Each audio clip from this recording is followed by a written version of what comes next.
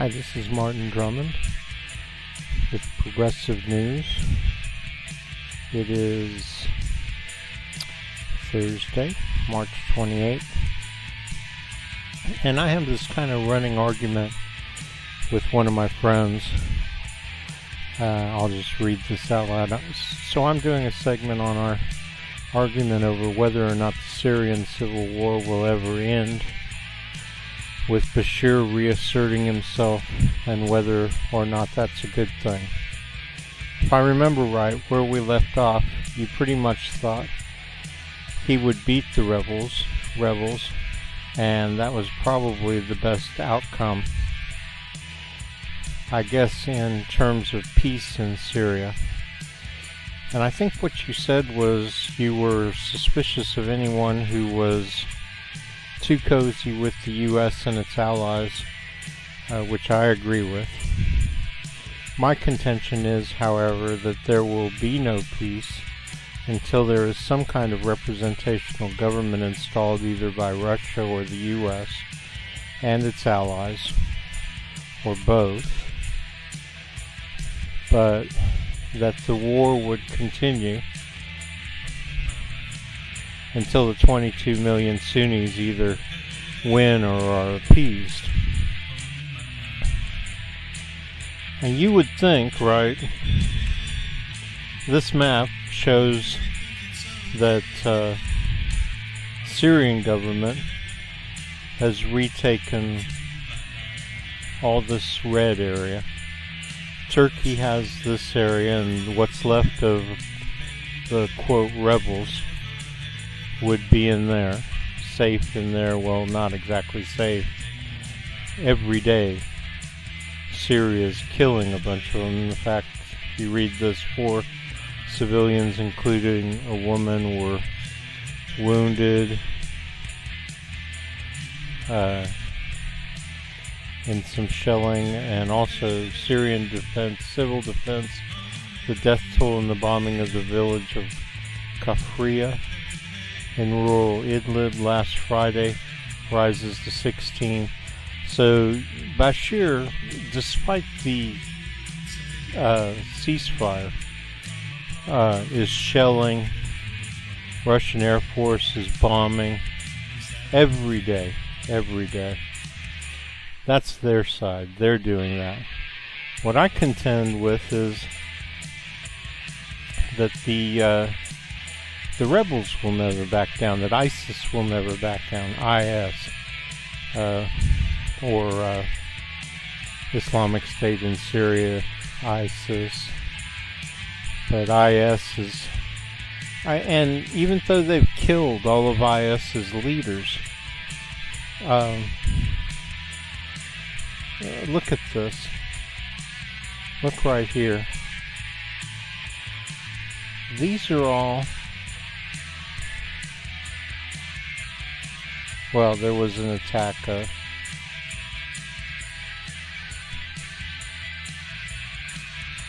these are all Israeli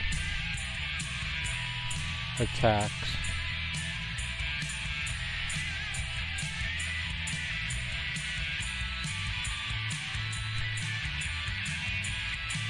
And Israel is claiming that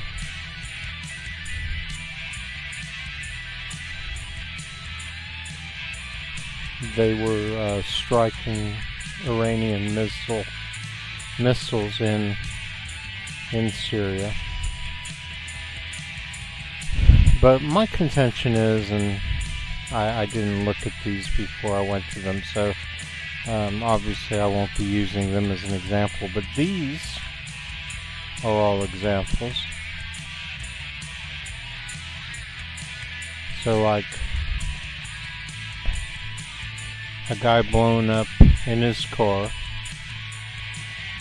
and since they're black with white, it's supposed to be ISIS in Raqqa. An IED exploded. Anyway, there's no good examples of this today, but every day just about I come to this map, and despite the fact that Syria supposedly has won its war, pretty much. Supposedly. And the YPG has pretty much won its war. And I guess the existence of American troops, even though we're supposed to get them down to next to nothing, is supposed to deter Syria from trying to take this all away from the YPG. But my contention is that the rebels will continue to fight in here. The people will continue to rise up. That no matter what Bashir tries to do, this will continue. And my bet is what of it is going on we don't hear about, even on this map. That the rebels probably still operate in here and just no news gets out. So that's my contention. I'm sticking by it. I think Afi has a lot more confidence in the dictatorship, but after seeing it just completely crumble away, and I just see resurgence over and over and over into the future. We'll see who's right. I'm going to hold on to this as I told you so, and hopefully I'll get to use it. Oh yeah, I know, that's kind of sick, isn't it? Hoping that the Sunnis will continually rise up and have to be beaten down. That is sad. But you know what? I'll take that over Bashir and his little dictatorship. I just can't, it just doesn't sit with me. It doesn't sit well with me. The idea of, first of all, I don't agree with our egotistical and arrogant opinion that there's any group of people in the world who are just so fucking stupid that they deserve to have a horrible dictator oppress them in order to keep them, under control. Because they're just stupid, right? I just don't agree with that. I think every group of people can be educated, discussed with, talked to, reasoned with. I think their worst quality is that they're poor and they're angry, because nobody cares about them, and they're desperate. So the only way they figure they're going to get out of the only survival situation, the only way they're going to survive is to rise up somehow. And then they become the pariah, right? Okay, they kill a bunch of people, they kidnap a bunch of people, they, hide in the woods and sneak out to raise hell, just enough to get everybody's attention to tell them, look, we're not going to go quietly into the night, right? So I don't like that attitude about any human being. I just don't think it's real. I think that the people who promote that propaganda simply are racist or whatever. They don't like these ignorant people, and they'd rather just try and get, the army to go in there and kill them or whatever, or somebody else's army, than try to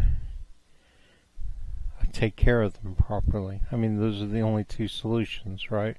You either kill them or you improve their lives, right? That's your two solutions. I don't think there's anything in between those two that will work. I mean, I think that's what we do. We try to placate them, and we try and do all this little weird dance to, stop the wars and the revolts and everything. And it never works. Never works. And nobody else, nobody wants to, they're all afraid that they have to make some kind of sacrifice and that's not true. It goes back to my argument, and that's, you don't tear anybody down. You don't rob Peter to feed Paul, as my father used to always say. No, you keep the wealth. People who have money, people who aren't doing too bad, you keep them the same, or you try to raise up the rest of the world. And I still contend that this is completely easy to do, and it's just not done out of fear. For the same reasons as the rich are unwilling to let the poor and the middle class come up in America, is they view the people with money and intelligence, they equate that with the same power they have. They don't want to have a whole bunch of people out there who have the same power they have, just because they're afraid. I mean, there's no reason why everybody having power and everybody having a decent life would really threaten those people. As a matter of fact, in a lot of ways, it would relieve a lot of the pressure. But it's that freaking fear, right? That friggin' fear. So they do everything they can. And the same thing with these wars and these rebellions all over the world. At some point, it's just another version of the same thing that I talk about in the United States. It's just the New World Order, more or less, trying to keep the rest of the world dumb and poor, right? They feel safer if they can keep the rest of the world dumb and poor. The only thing is, it's completely immoral, right? I mean, to intentionally keep everybody dumb and poor just because you're afraid they're going to rise up and kick your ass. Maybe because you deserve it, right? I mean, if you've been keeping the world dumb and poor all this time, maybe you should be afraid, right? But you're really, it's that old paradox. By trying to keep them dumb and poor, you're really bringing about what you're afraid of. Because if you didn't try and keep them poor and you were able to, let them build their own worlds and happiness, and then they wouldn't hate you and they wouldn't bother you once they're rich, right? Or whatever. Once they achieved a better lifestyle. But instead, by keeping them dumb and poor until they finally figure out some way, and they're going to. They're all doing it. They're all doing it. Whether it's Venezuela or Cuba or Guatemala or wherever, all the poor people are educating themselves and rising up and increasing their wealth, and they're going to do it. Now, when they do it, despite your moral bankruptcy, your attempts to keep them down, isn't it much more likely that they're going to want revenge?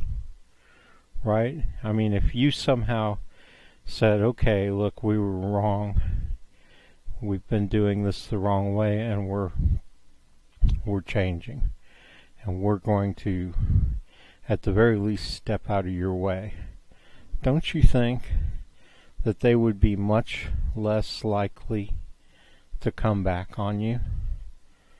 Don't you think so? No matter what you've done, which I'll admit it's considerable, but gosh, at least if you made the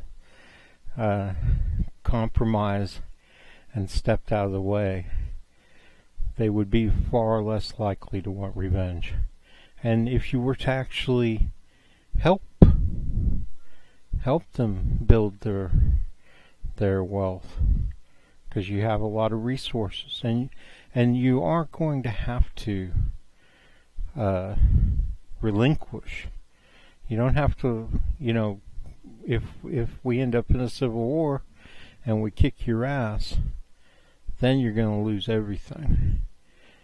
But if you were to just get out of the way, then obviously all you would lose would be your basically people's property that you've taken. So like all the factories and stores and stuff like that, you would no longer be allowed to own them. And you would never be allowed to own them under any scenario. But if you were to, say, do this all willingly and participate, I think you could get a guarantee of your own wealth. See, you don't have that much. You're such a minority. I mean, people talk about the 1%, and it's really the 0.01% that have the vast ownership of the planet that they're going to have to give up. They're going to have to give it up because it doesn't belong to them. 99% of the wealth of the economic system, 99.9% of the economic system rightfully belongs to the people who, they're 99.9% of the people who do the work. Not only do the work, but they do everything. I mean, it wouldn't run without the 99.9% who actually participate in making it run. And then there's the flip side of that coin. And they are also the 99.9% of the people who consume it. Because it's only the 0.1% who own it. Or the 1%, or however you want to look at it. And they don't rightfully own it because they're not the 99.9% who make it run, make it work, or the consume of it. So how do they fit in there as being the owners of everything? They don't, obviously. On the other hand, I don't believe in tearing down. So if they were willing to participate, if we don't have to take it from them, which is really where, that's the line, right? That's the line. Because if they voluntarily give up the economic system and politics, they just agree to stay out of both of them completely so that we can do our thing. Okay? If they agreed to that, I see no problem with guaranteeing them their lifestyle. I mean, they would take it anyway if we didn't take it away from them. I mean, what's going on now would continue on into the future. So, what do we lose? Nothing. They're such a minority. They would be no burden upon this fabulously wealthy system that we would create, because it would be wealthy for everybody. So it wouldn't just be 1% or 0.01% of the people who would have a decent lifestyle. Now the whole country would. That would increase what you call GNP or the value of the country by millions of times for each person. You'd be increasing the value of the country by, 100 times, 1,000 times, I don't know what, but it would be a lot, right? It'd be tons. it'd be epic. So, and this has very much to do with what's going on in Syria. Because it's the same, I'm talking, this last conversation I had, which took over this conversation, is about the roots of these conflicts. Because when it comes right down to it, all of these conflicts are people fighting over exactly what I just described. One small group who's afraid of the other groups rising up, not just as a war, but rising up as a society and contending with the existing power.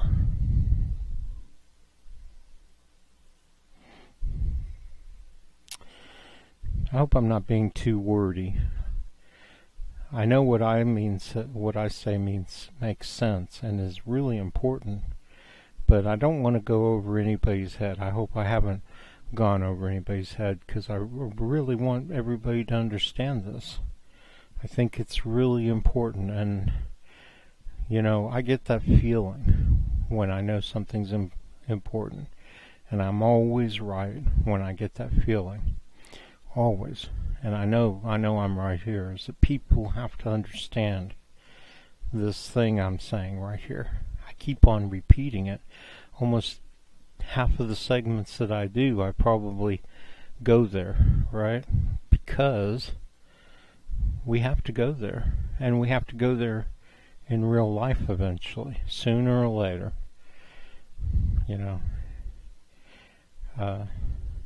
Going there and then staying there, not letting it go away, like after the French Revolution or the American Revolution or whatever. We're eventually going to have to go there permanently, or we're never going to have peace on this earth.